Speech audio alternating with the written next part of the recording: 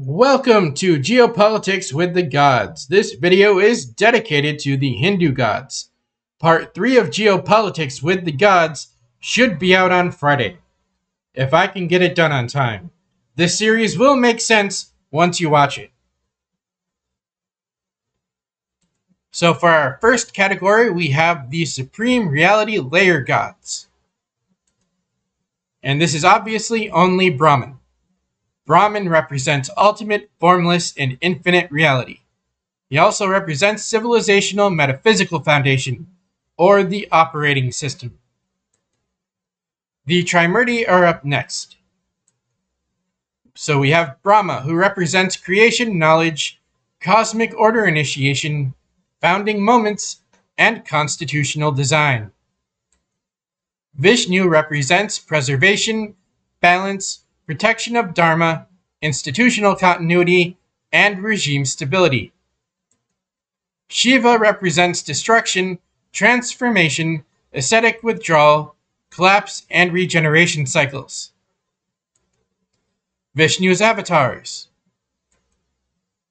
We have Rama, who represents ideal kingship and duty or dharma, and ethical leadership legitimacy. Then we have Krishna, who represents strategy, divine play, political cunning, realpolitik, wrapped in moral narrative. And Narasimha, who represents sudden divine intervention against tyranny and black swan justice events. Next up, we have the Shivaic spectrum. And our first god in this category is Kali, who represents time, annihilation of ego, and war. Kali also represents revolutionary purge energy. Then we have Parvati, who represents devotion, fertility, stabilizing feminine power, and social cohesion. Durga is up next, and Durga is a protective war force and defensive mobilization. Next up, we have prosperity and material power. Lakshmi represents wealth, fortune, prosperity, and economic growth and capital flow. Kubera represents stored wealth, treasury, and sovereign reserves. Next up, we have knowledge and culture gods. Saraswati is our first god, who represents wisdom, learning, arts, and intellectual capital. Ganesha is our next god in this category, who represents removal of obstacles and beginnings, bureaucratic lubrication, and startup energy.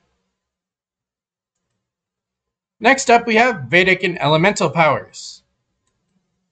We have Indra, who represents storms, warfare, and kingship.